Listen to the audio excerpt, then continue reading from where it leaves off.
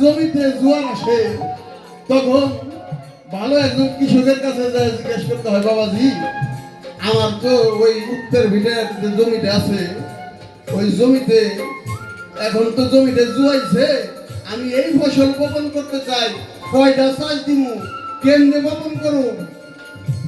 ওই মুরব্বী ভালো করে বুঝাইব যে প্রথমবারেই তুমি 3-4টা চাষ দিও না,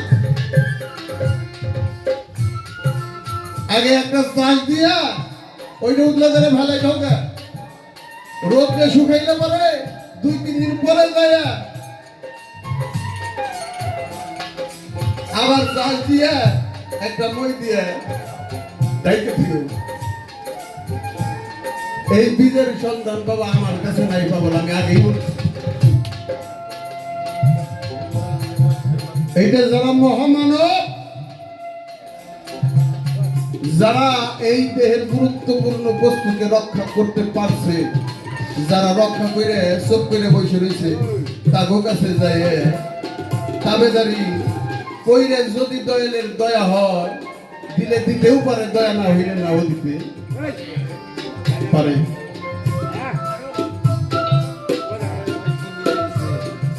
স্বরবর্ণ ব্যঞ্জন বর্ণ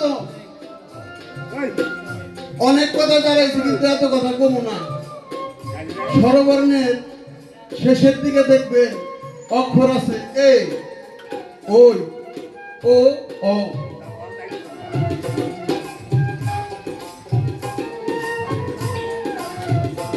এ,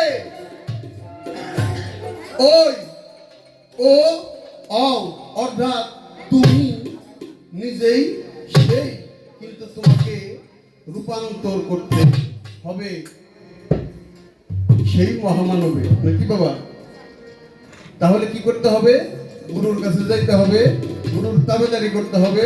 কিভাবে নিজেকে ওইতে রূপান্তরিত করা যায় এটা একমাত্র গুরুই জানে।